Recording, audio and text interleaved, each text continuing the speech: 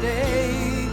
'Cause there ain't no doubt I love this land. God bless the USA.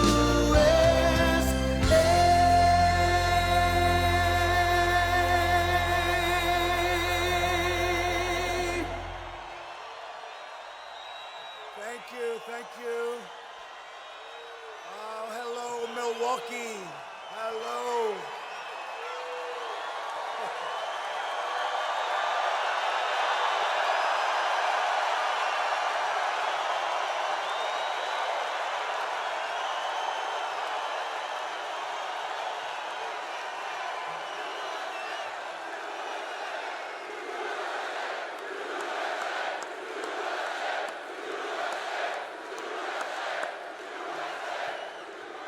Well, thank you very much, and I'm thrilled to be back in Wisconsin, where we had a very big night a few years ago. You remember that very big night?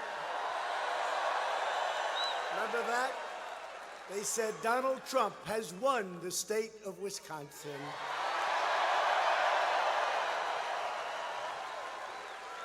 And since then, we've produced everything we said and more and more. Before it was talk, I said, I'm going to do this. We're going to take care of your trade. What we've done with China now, on Wednesday we signed, that's tomorrow. What we've done with the USMCA. What we've done with Japan, $40 billion trade deal. That a lot of it has to do with the farmers. South Korea. Oh, you got to love Trump. You got to love Trump.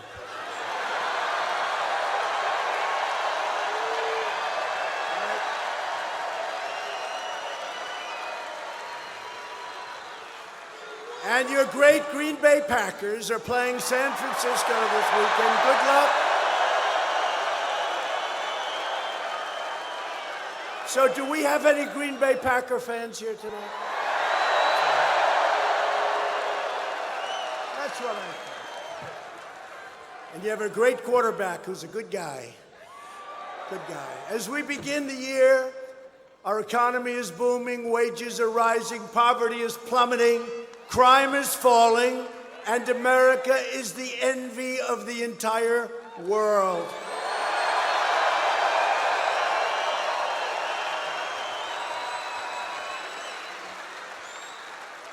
And then our opponents say, we're not going to win. Let's impeach President Trump. Let's impeach him. Got the greatest economy in our history. Our military has been totally rebuilt. Let's impeach him. But we've created 7 million jobs since the election, including more than 1 million manufacturing and construction jobs. Nobody thought that was possible. And we will soon be replacing the NAFTA catastrophe, one of the worst trade deals in the history of the world, frankly, with the incredible USMCA, Canada, Mexico, a giant victory for Wisconsin workers, farmers, and dairy producers, a tremendous victory. And we may get that all taken care of this week or next week. Just needs one more vote, and we'll get that out of the Republican Senate. The Republican Senate will be great. Tomorrow, we'll also be signing our Phase 1 trade deal with China, massively boosting exports of products made and produced right here in the great state of Wisconsin.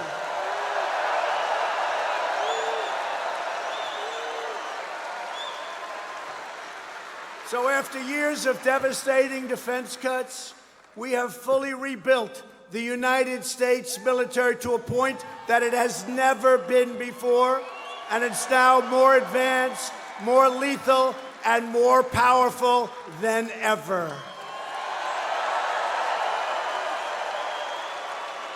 And last year, our great American warriors, because that's what they are, and they love it. I gotta tell you, I know some, they love it, right? They love doing that. They wouldn't trade places with me under any circumstance. They wouldn't trade places with all of our great Wisconsin politicians. They want to be a military warrior. And we don't want them for that. We want them doing what they're doing. But our great warriors carried out a daring nighttime raid and terminated the founder and leader of ISIS. The animal known as al-Baghdadi is dead, and the wicked caliphate is 100% destroyed.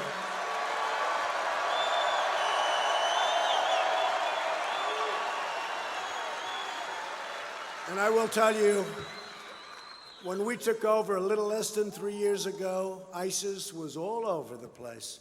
Now the caliphate is 100% destroyed. Do you remember when I wanted to leave, when it was at 98%? I said, let some of the other countries finish it off. We're going home, right? They all said, oh, no, sir, please finish it off. So we finished it off. It's 100%.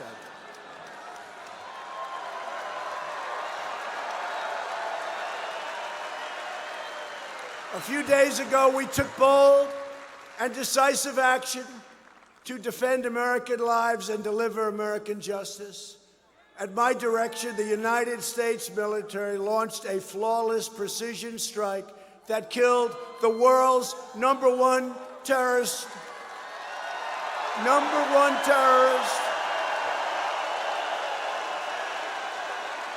know who that is? Qasem Soleimani, number one terrorist in the world. Soleimani was responsible for murdering and wounding thousands of Americans and was actively planning new attacks, but we stopped them cold.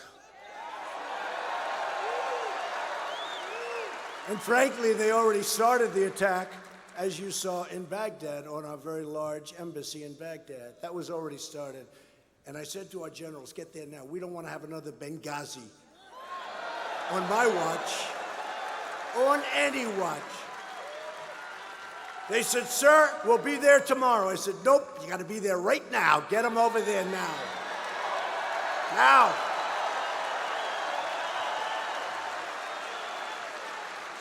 And they had thousands of soldiers. They were soldiers. You take a look at that crowd. That was not protesters. They were soldiers.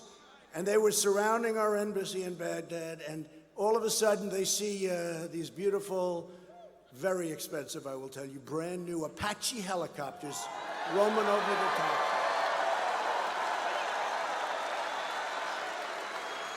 And then they see our great military. You saw them in the plane, right? Some of them were getting out of their pajamas. I said, don't worry about it. I said, we won't put that on. But they were sitting there, and they were calling a roll call in the plane, right? And it was a beautiful sight. And these guys were better than Tom Cruise at his best.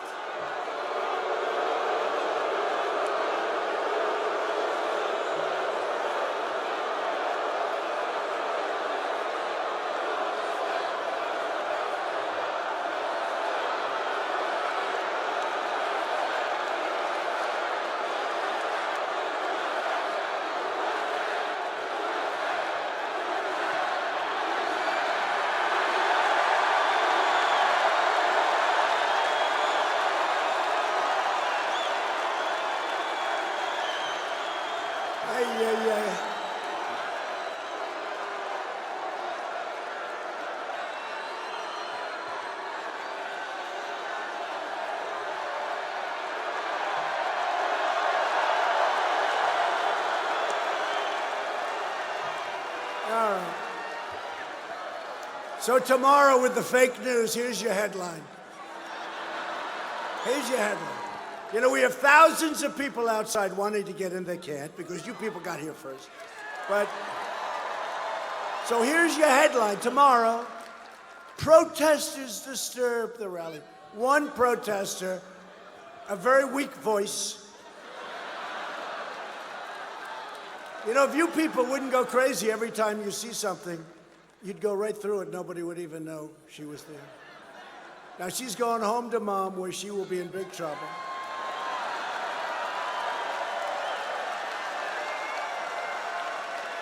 Because I guarantee you that mom voted for Trump.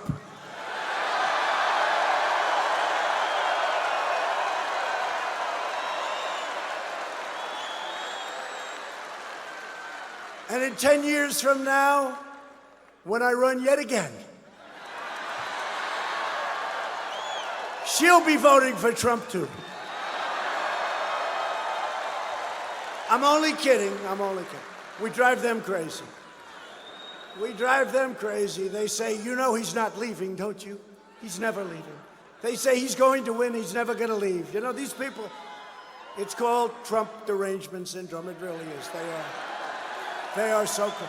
You know what they don't know is that if for any reason after 5 years we do leave, which we will, because I believe in that stuff, right? But you know what's going to happen to their industry? They're all going to die and fold up. Going to be very boring out there, very boring. That's why I say at some point every single one of them will be endorsing Donald Trump.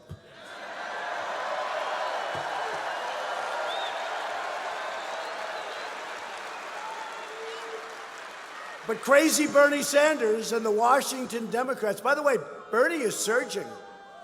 Bernie is surging. Bernie.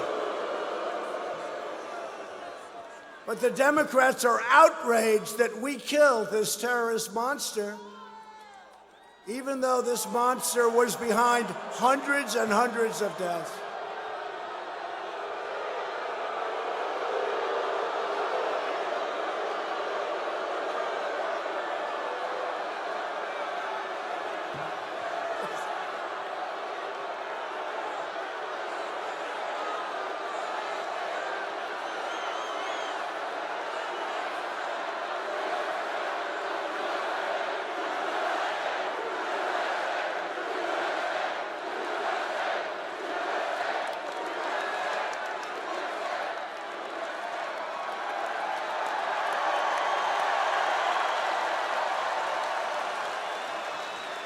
That's two. Hey, speaking of protesters, have you seen what's happened in Iran? The protesters are on our side. First time ever. They're on our side.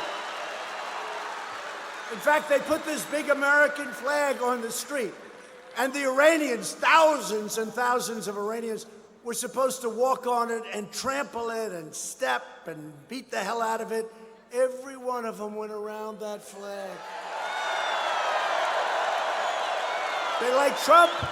They like you. I'm just your representative. But they like us. They like us. They haven't seen anything like that in a long time. They went around, did you see it? They went around the flag. They didn't want to touch it. They love America. They love our country. That's called progress. That's called progress. But the Democrats are doing everything possible to disparage what we did with the hit on this monster. You know, many of the young men and women you see walking around without arms and without legs and were done by Soleimani. That's what he loved. He loved the roadside bomb. That's what he loved. Thousands and thousands and thousands in Iraq, in Afghanistan, roadside bombs. He was the king of the roadside bombs. Great percentages of people don't have legs right now and arms because of this son of a bitch. Okay?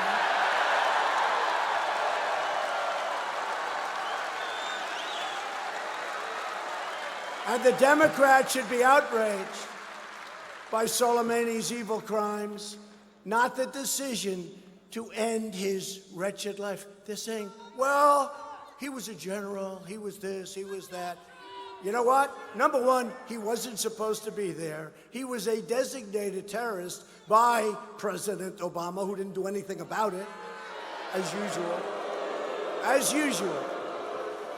They don't do anything. They designate and they don't do anything about it. He should have been killed 20 years ago.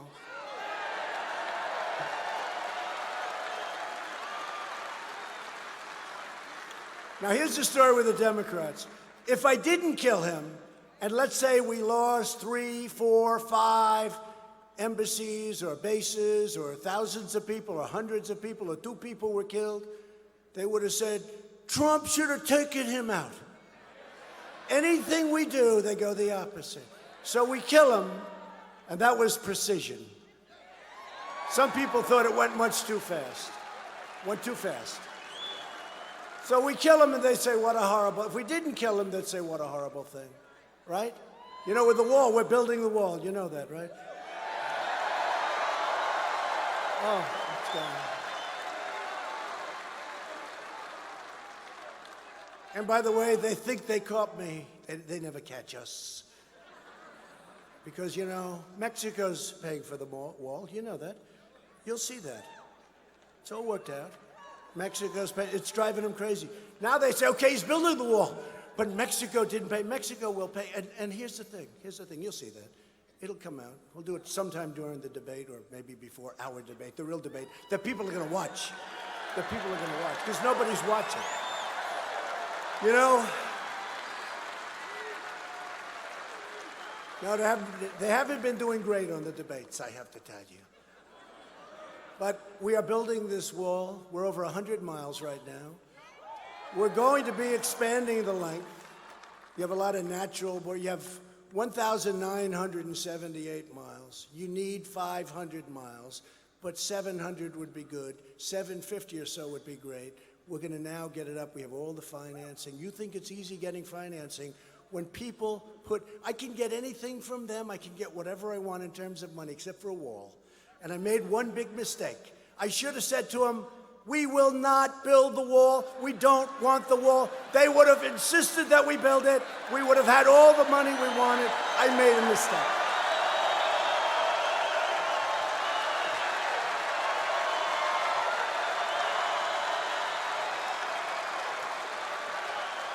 I made a big mistake. Now we're building the wall. It's going up, and it's going up rapidly, and very soon we'll be building about a mile a day. And we should be up to over 400 miles by next year, the end of next year, and shortly thereafter it'll be finished. And it's already having a tremendous impact on people not being able to come into our country. Bernie and the radical left cannot protect your family, and they cannot protect our country, nor do they want to, I think. According to Elizabeth Pocahontas Warren,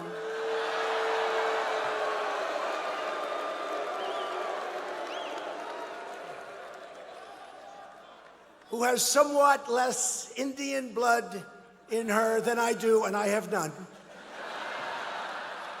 Remember? Oh, we hit her hard. But I hit her too early. But now it doesn't matter. She's not going anywhere. But Bernie said, according to her, Bernie said, and I don't believe that he said this, because, you know, I don't know him. I don't particularly like him. He's a nasty guy. But I don't believe he said it. It's not his deal. You know, you have to know what people say. She said, right, that Bernie stated strongly that a woman can't win for president. A woman can win for president. Fortunately, that could happen. That could happen. Who knows?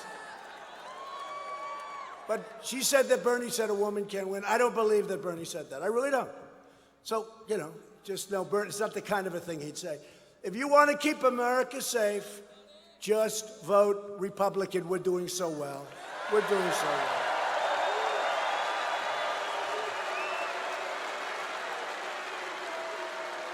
Now this was, leave him alone, that's all right. Let security just take care of him.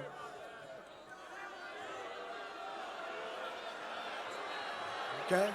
You all right? Get him out of here. Good.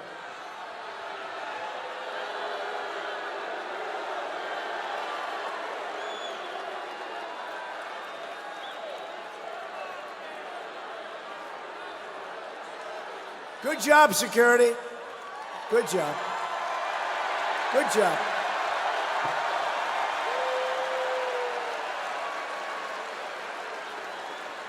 Do we love law enforcement? Do we love them? And is there ever a better place to be than a Trump rally on some night during some week? You know, the truth is, we have a great time, but you know what? More importantly, we get things done. We're getting everything done. But even President Obama's own former national security advisor, a highly respected general named Jim Jones, praised our action to take out Soleimani and said it was absolutely correct and it was the absolute right thing to do. I'm sure they like him very much today.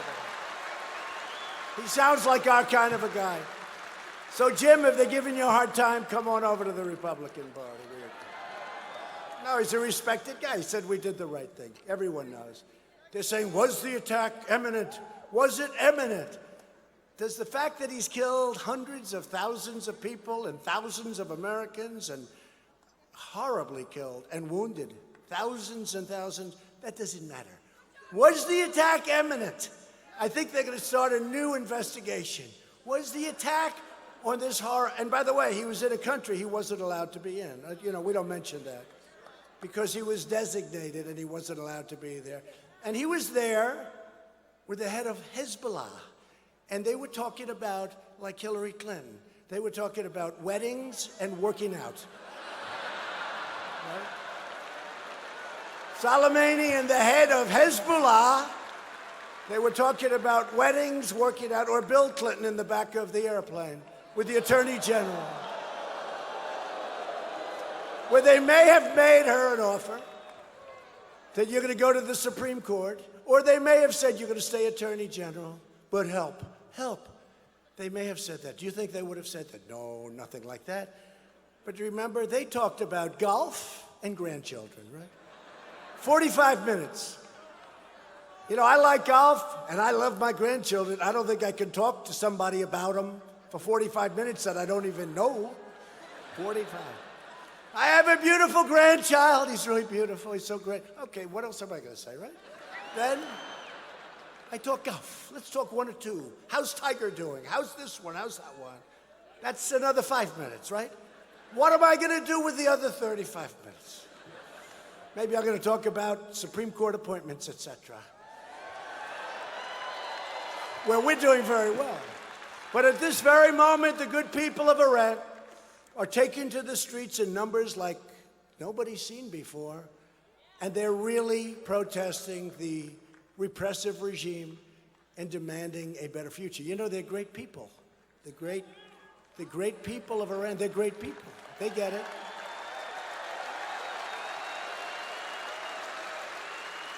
And they're tired of watching their leaders plunder Iran to stoke violence and death and war. And you know, Iran's caused us problems for 40 years, just so you understand. Reagan had it, Iran-Contra. Carter had it, 52 hostages. How about that? Destroyed his presidency. He was pretty well destroyed before that, in all fairness. But it didn't help. Actually, probably got Reagan elected, if you think about it, right? But no, Carter had it, 52 hostages. Reagan had Iran-Contra. Obama had just, you know, he was like begging them for everything. But Obama gave him $150 billion, $1.8 billion in cash free. Got zero. He got zero out of it. He got zero.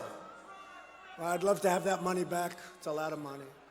But I've warned the Ayatollah and the government of Iran that they must not harm, hurt, or kill any protesters. The whole world is watching. It's watching.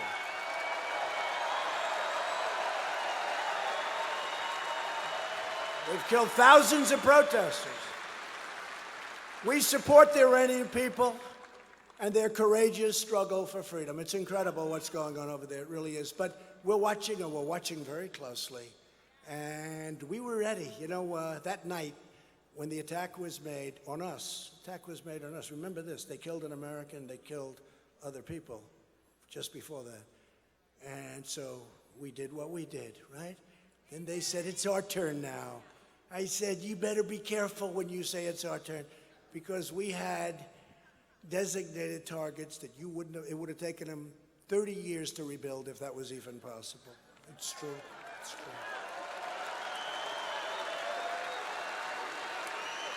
And we saw those missiles launched, and they were big and they were fast and they were accurate. 4 of them went bad. They fell way short, but 12 of them hit. And I said, man, they are quick. They knew immediately what they were, and they saw those missiles hit. I said, how bad is it? It hit a base. And an hour later or so, we get a call back. I said, how many killed? Nobody, sir.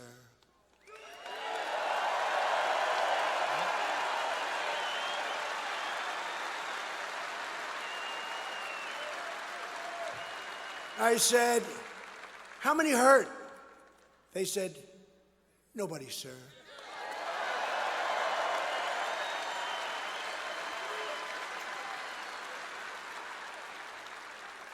And I said, they just saved themselves $1 trillion and a lot of lives. It's true. $1 trillion, not $1 billion, $1 trillion. So they did a very smart thing, and we're not looking for regime change. They've tried that with Libya. They go, Hillary Clinton, let's get rid of Libya. Let's get rid of Gaddafi. Let's get rid of Gaddafi. How's that working out, right? Let's get rid of Gaddafi. That was a Hillary deal. Then you had Benghazi. And see Benghazi, they didn't respond. They didn't respond. Should be. Should be. Should be.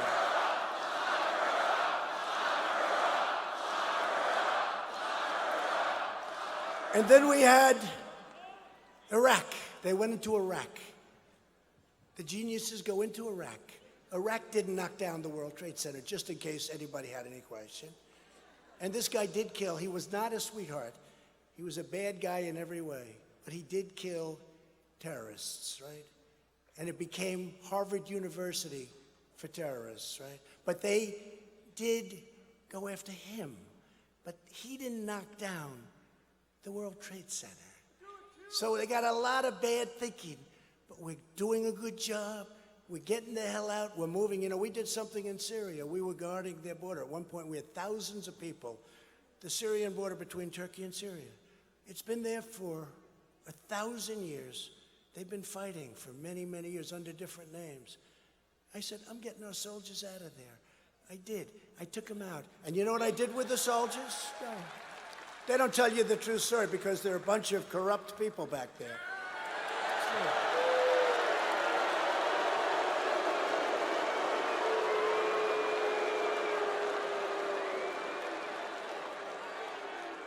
I told Turkey, you got to defend your own border. We're not going to defend your border. And we get along with Turkey. We get along. But they've been there for, and by the way, I call it a safe zone. That is the most dangerous safe zone in the world. Okay? I'm looking at the audience. There's about 3 of you that want to be in that zone, okay? And you're very tough people.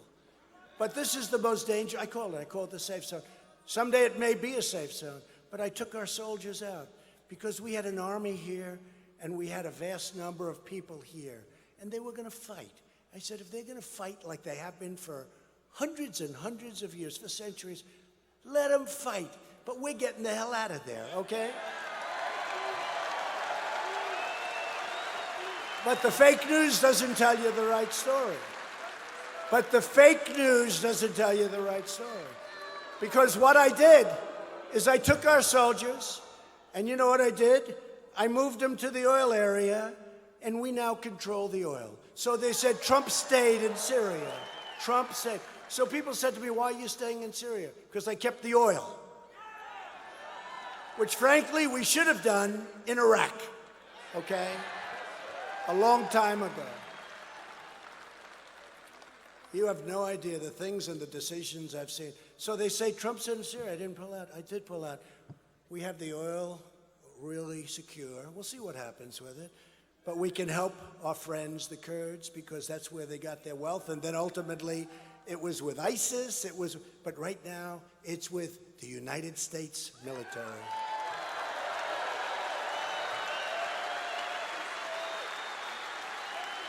And we also got rid of remnants of ISIS.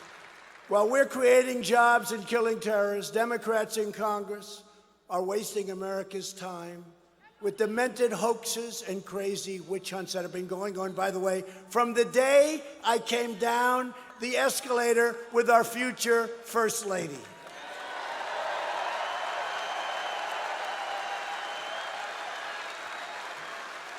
Somebody said to me recently, President was a friend of mine, used to always call me Donald. Hey, Donald, how you doing? Let's go have dinner. Okay, good. Now he calls me president. I told you this before. He calls me president. They always call me president. President, tell me, what's happening? What's going on?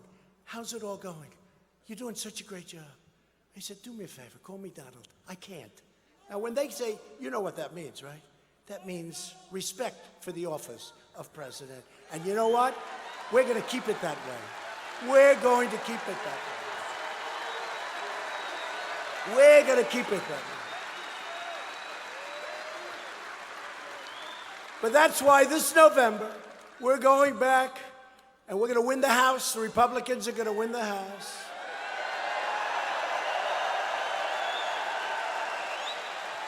Because I don't know if you know it, the impeachment hoax, it's a total hoax. This is based, just think of this. This is based on a perfect phone call. Did anybody read the transcript?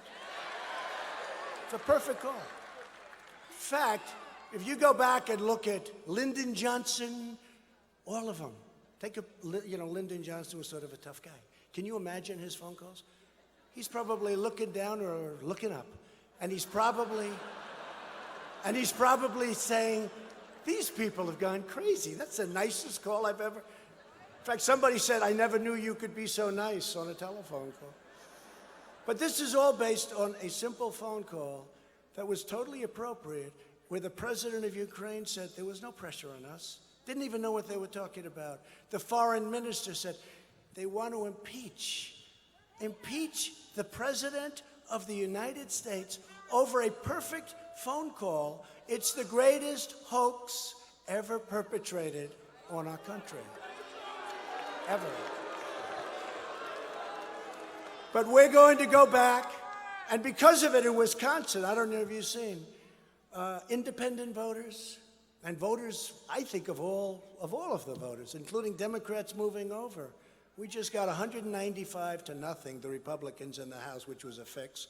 We got 100, Nancy Pelosi says, it must be nonpartisan. It must, and she said, it has to be clear cut. Well, number one, never happened, no problem. Number two, look at the vote. 3 Democrats voted with us. So I guess you could say it was a nonpartisan vote because they voted with us, okay? But we're going back and we're going to hold the Senate. And we're going to keep the White House.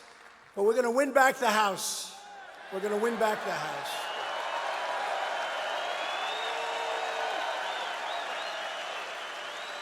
And I'm thrilled tonight. A man who's become a great friend of mine. He's a warrior.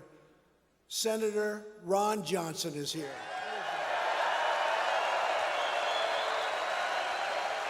Come up, Ron. What a good guy. Congressman Brian Stile, Jim Sensenbrenner, Glenn Grothman. Glenn, come up. Come up. Mike Gallagher. Wisconsin House Speaker Robin Vos. Wisconsin State Senate President Roger Roth. State Senate President. Come on, fellas.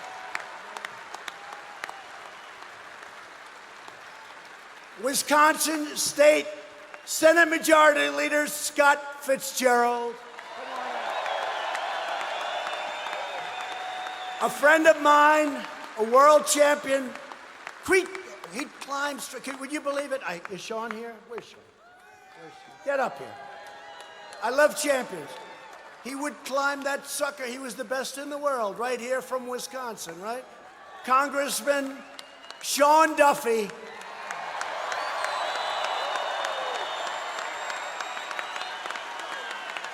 We miss him.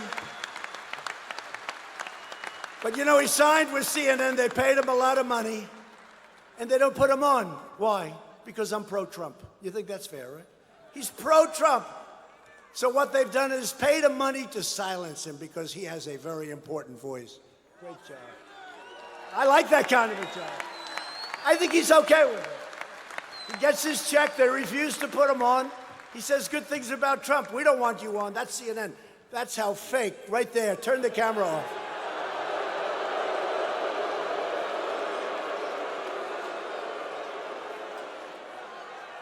And a good friend of all of ours, a Kenosha native, Reince Priebus. Reince, come up.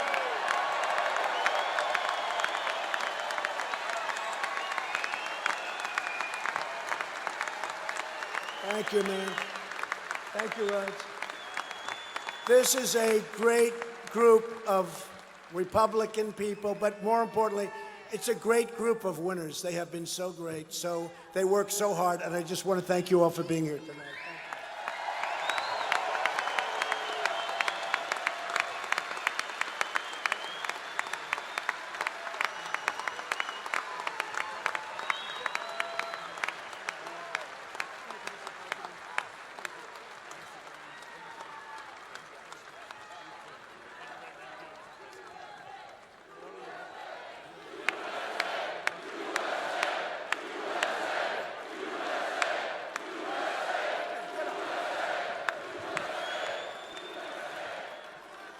Well, thank you for your strong show of support for President Trump.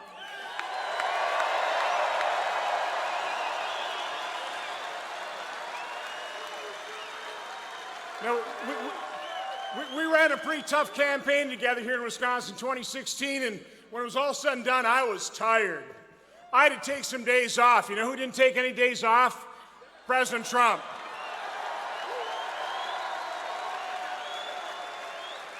I have never seen a man work harder, being so dedicated, so in love with America.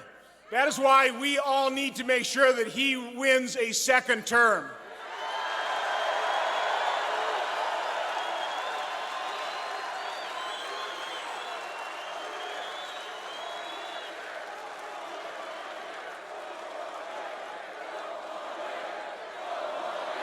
Four more years.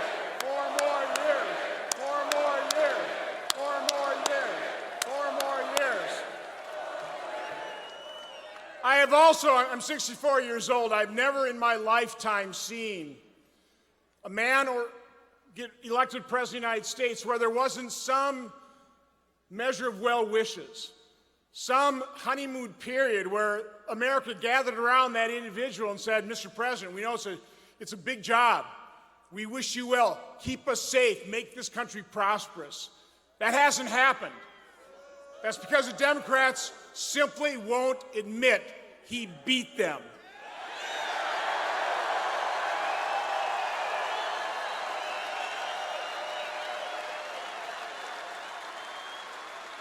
He has been tormented since the day after the election, but he is held strong. It hasn't bothered him. He's just pressed forward. He's made this country great. Our economy is in great shape. He deserves to get reelected.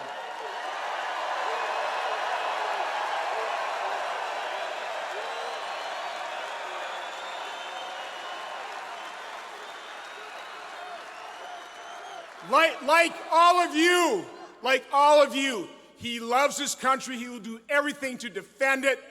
We love President Trump. God bless you, President Trump.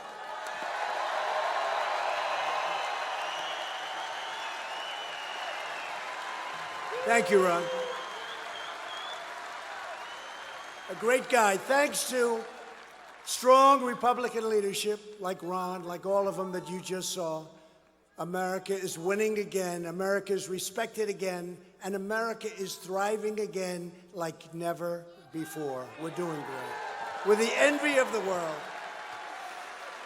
And under my administration, we now have the lowest average unemployment rate of any administration in the history of our country. And in your great state, Wisconsin, you ever notice with Biden, he's always calling the wrong state? And in your great state of Iowa. It's Iowa, right? No, it's Wisconsin. Oh, I meant Wisconsin. Oh, I didn't know I was in Wisconsin. That's Biden. How many times has he done that? By the way, lots of times he said. It's great to be in the state of Ohio. No, sir, you're in Florida. Many times, right? The sad part about that, Sleepy Joe is right. You know the sad part about that? When you do that, you can't really recover. You can be Winston Churchill, make the finest remainder of remarks, but you get killed. And he does it every time. And the fake news, they give him a total pass, and that's okay. It's all right.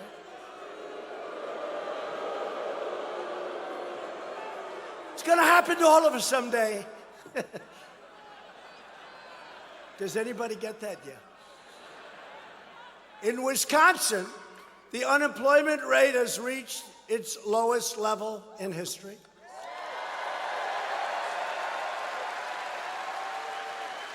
How's that for a soundbite? How do you beat that soundbite, right? So now the people of Wisconsin are going to say, well, let's see, the state set a record, most successful it's ever been. And by the way, that's because we got a lot of help from a guy named Scott Walker, your governor.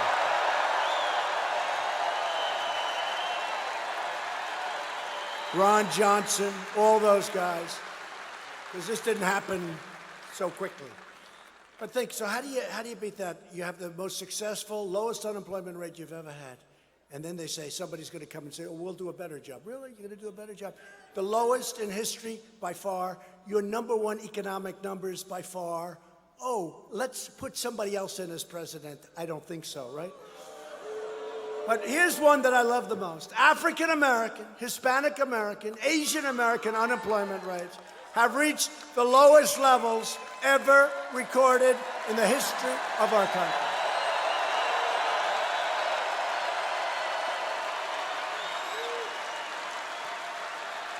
And here's another one.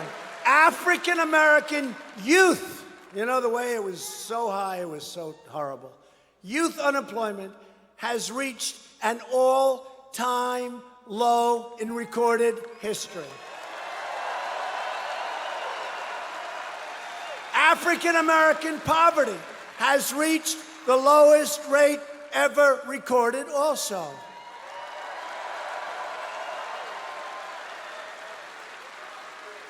And by the way, just out of curiosity, how are your 401ks doing? Are they doing okay?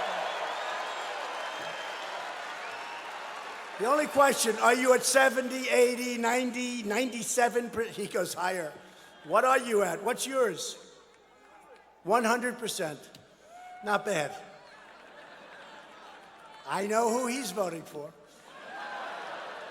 But think of this, because this is what it's about. It's not, you know, these companies, these big public companies, they're owned by the people. They're owned by everybody. Rich people, and they're owned by everybody. We have set 141 records on the stock market, highest levels ever in recorded history. 141 records. That means in less than 3 years, for 141 days, we set a record. Think of it. We've set 141 records. Who the hell can do that?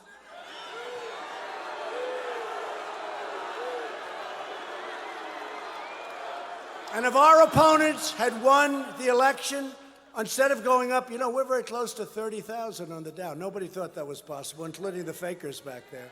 Nobody thought that was possible. Instead of being up, you would have down. I really believe, because regulation's so important, tax cuts so important, it got it all going. I believe instead of being up massively, whatever the number is, but depending on who you are, changes, but it's all way over 60, 70, 80, you guys know. You would have been down 50, 60, 70. You would have been down at a level you would probably be extremely depressed right now. You wouldn't have bought all those brand new Keep America great hats. Don't worry, we're never getting rid of MAGA, don't worry. We don't have the courage to get rid of MAGA, the greatest campaign in history. We're never leaving. But you wouldn't have bought those hats. You know why? You wouldn't have had the money to buy them. Okay, now you can buy them. It doesn't mean a damn thing. So let's do it real fast. The poll, right? Make America great again or keep America great, right? You know, I don't have to go through the whole deal. We're going to do it quick. We're going to do it quickly. Ready?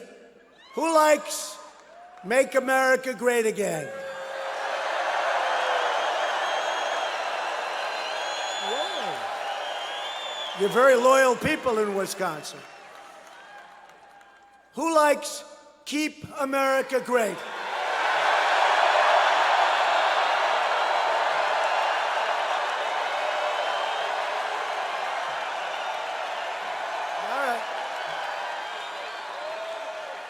So it surprises me every single time, but Make America Great Again, MAGA, has never won one of these polls. You know why? We've rebuilt our military, we've cut taxes, we've cut regulation. Our stock market hit records. It's called Keep America Great. I mean, we've done so much. And I just got a free, see, these Democrats, they go out, spend $1 million on a poll. What I do is I take my own poll, and they'll interview 203 people. 203 people say they'll get it wrong, because I'm always surprised. Make America Great Again, I think, is the greatest phrase ever used in politics, right? So to switch it may be crazy, so we're going to use them both, okay? We'll use them both. But under the Trump economy, the lowest paid earners are reaping the biggest, fastest, and largest gains. You know that, right? This is a blue-collar boom. They don't like telling you that. Under my administration, the growth in net worth for the bottom half of wage earners has increased 15 times more than under the 3 previous administrations. That's pretty amazing.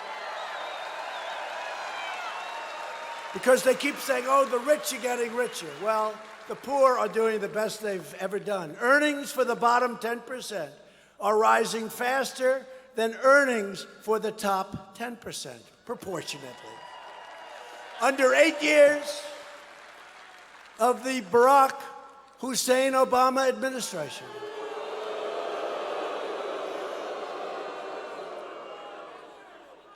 which administration loves spying on people's campaigns? By the way, could you imagine if it were the other way around and I spied on his campaign? What would these fake news people be doing? More than 300,000 people under Obama, 300,000 people left the workforce. Under just 3 years of my administration, 3.5 million people have joined the workforce, and nobody believed that was possible. 370 companies have signed our pledge to America's workers, providing more than 14 million Americans with new training and job opportunities. We're training them. We're getting them, Walmart, so many great companies, they're training people because they can train them much better than government. 14 million, you know who's worked so hard on that? Everybody, you've heard of Ivanka, right? Ivanka. She had such a passion for it. She's very smart. I said, would you like this job? No, Dad, I want to get people working. I want to get them and help families. So I said, all right, good. Look, she's smart. Go do whatever the hell you want to do is okay, darling.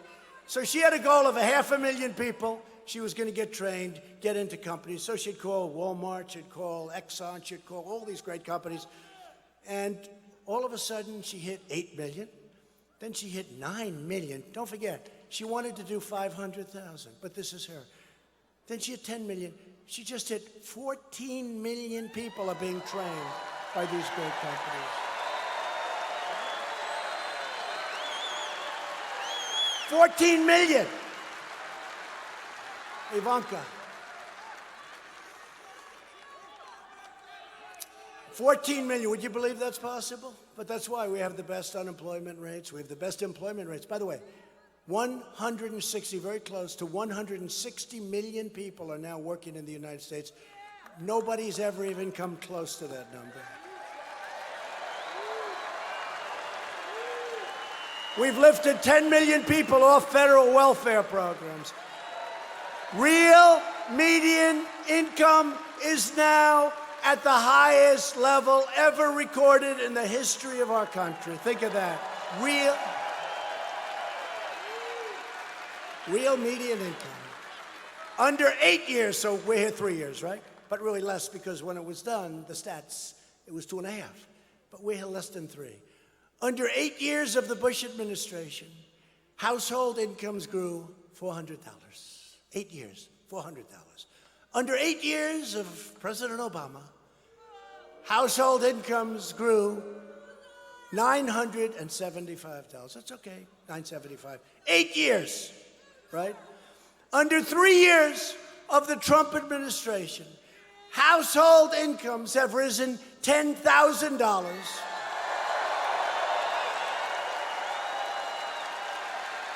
$10,000. That's why we're doing well. The consumer, $3,100 of which for regulatory cuts, $2,000 for the tax cuts, which is actually higher than that, $2,500 for energy savings, and $5,000 in real wage gains. $10,000. The child tax credit alone, which every Democrat in Congress opposed, is delivering $2,200 a year to the average American family. Who's in favor of that cut? Who's in favor of having that? You? People don't know. They think the Democrats gave it. The Democrats give nothing. They're too busy doing other things. They don't do anything. They're too busy doing other things. We ended the war on American energy. The United States is now the #1 producer of oil and natural gas anywhere on earth.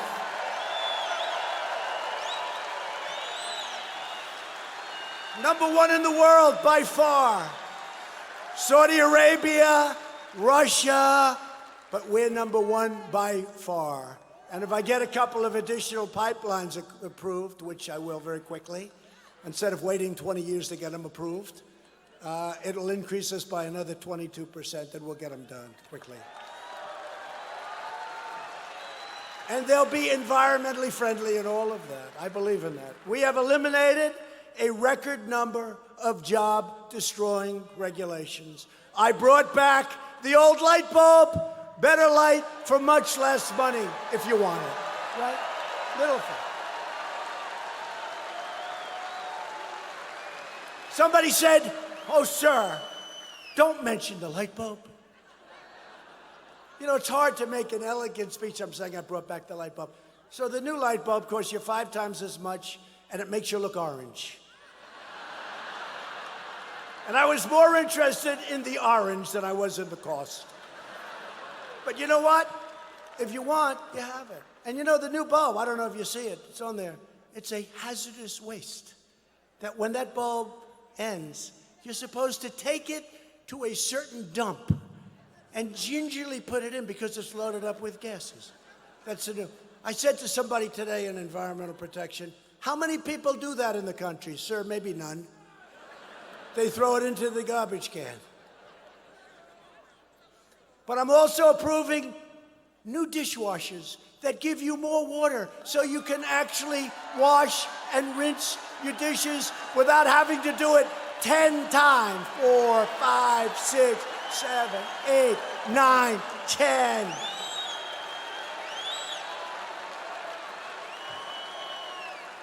Anybody have a new dishwasher? I'm sorry for that. I'm sorry for that. It's worthless. They give you so little water. You ever see it? Air comes out. So little water. So what happens? You end up using it 10 times, and the plates, then you take them out and do them the old-fashioned way, right? But what do? You're spending 10 times for the electricity, right? So I'm putting the water back. Most places have so much water they don't know what the hell to do with it. You know, a lot of people don't realize that.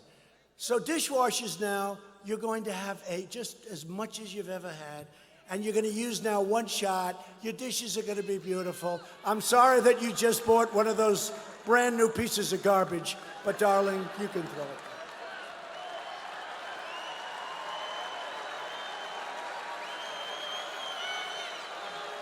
And it said, wait. And it was just announced from South Korea, makes a lot of our products, unfortunately. I put a tariff on washing machines and refrigerators, right? They just announced that they're building major refrigerator and washing machine plants in the United States. You know why? You know why? Because they don't want to pay the 25% tariff. So they're building them here. That way they don't have to pay the tariff. Right?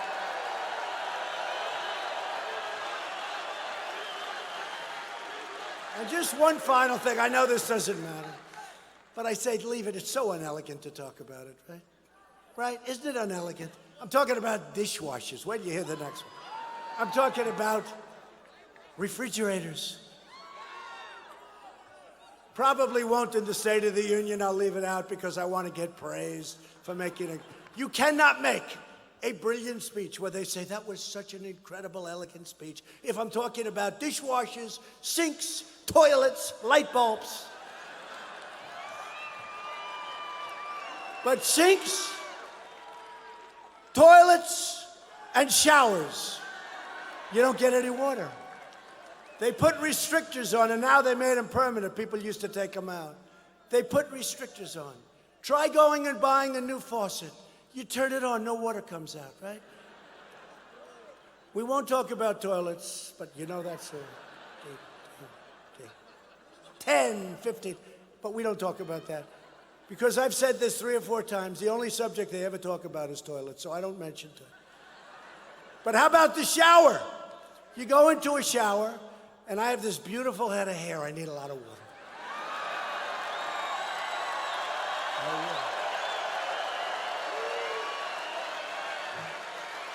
yeah. And you go into the shower, right?